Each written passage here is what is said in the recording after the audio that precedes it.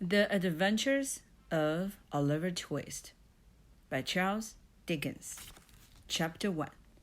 Traits of the place where Oliver Twist was born, and of the circumstances attending his birth. Among other public buildings in a certain town, which for many reasons it will be prudent to refrain from mentioning, and to which I will assign no fictitious name, there is one anciently common to most towns, great or small, to wit, a workhouse. And in this workhouse was born, on a day and a date which I need not trouble myself to repeat, inasmuch as it can be of no possible consequences to the reader, in this state of the business at all events, the item of a mortality whose name is prefixed to the head of this chapter. For a long time, after it was ushered into this world of sorrow and trouble by the parish surgeon, it remained a matter of considerable doubt whether the child would survive to bear any name at all.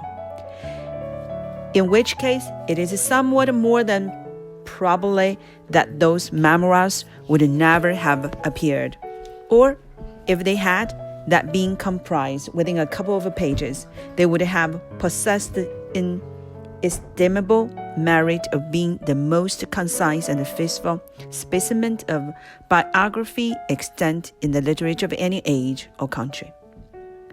Although I am not disposed to remain that the being born in a workhouse is in itself the most fortunate and enviable circumstance that can possibly befall a human being, I do mean to see that in this particular instance, it was the best thing for Oliver Twist that could by possibility have occurred. The fact is that there was considerable difficulties in introducing Oliver to taking upon himself the office of respiration, a troublesome practice, but one which custom has rendered necessary to our easy existence. And for some time he lay gasping on a little flock mattress, rather unequally poised between this world and the next, the balance being decidedly in favor of the latter. Now, if during this brief period Oliver had been surrounded by careful grandmothers, anxious aunts, experienced nurses, and doctors of profound wisdom, he would most inevitably and indubitably have been killed in no time. There being nobody by, however, but a pauper old woman, who was rendered rather misty by the unwonted allowance of the beer, and the parish surgeon who did such matters by contract, Oliver nature found out the point between them. The result was that after a few struggles, Oliver breathed, sneezed, and proceeded to advise to the inmates of the workhouse the fact of a new burden having been imposed upon the parish, by setting up as loud a cry as could reasonably have been expected from a male infant who had not been possessed of that very useful appendage, a voice, for a much longer space of time than 3 minutes and a quarter.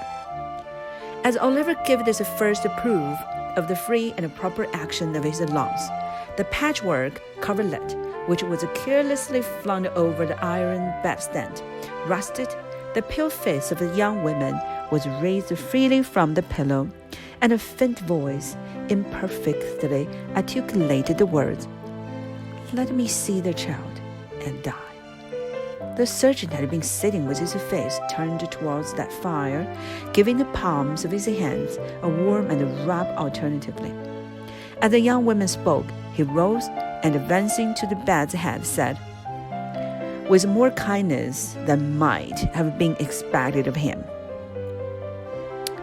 "Oh, you must not talk about dying yet." "Bless her dear heart, no," interposed the nurse, hastily disposing in her pocket a green glass bottle, and a content which she had been tasting in the corner with evident satisfaction. "Lord bless her dear heart, when she had lived as long as I have, sir, and have 13 children of her own, and all of them dead except the two, and them in the workhouse with me, she would know better than to take on in the way. Bless her dear heart. I think what it is to be a mother, there is dear young lamb do. Apparently, this consolatory perspective of mother's prospects failed in producing its due effect. The patient shook her head and stretched out her hand towards the child.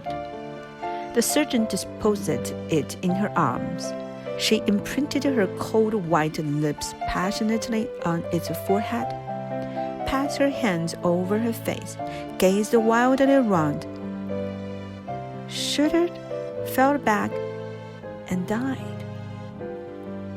They shuffled her breast, hands, and temples, but the blood had stopped forever. They talked of hope and comfort. They had been stronger too long. It's all over, Mr. Singumi, said the surgeon at last. Oh, poor dear, so it is, said the nurse, picking up the cork of the green bottle, which had fallen out on the pillow as she stooped to take up the child. Poor dear. You needn't mind setting up to me if the child cries, nurse, said the surgeon, putting on his gloves with great deliberation. It's very likely it will be troublesome. Give it a little glue if it is. He put on his hat, and pausing by the bedside on his way to the door, added, She was a good-looking girl, too. Where did she come from?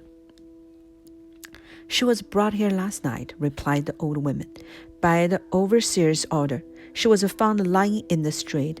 She had walked some distance, for her shoes were worn to pieces. But where she come from, or where she was going to, nobody knows.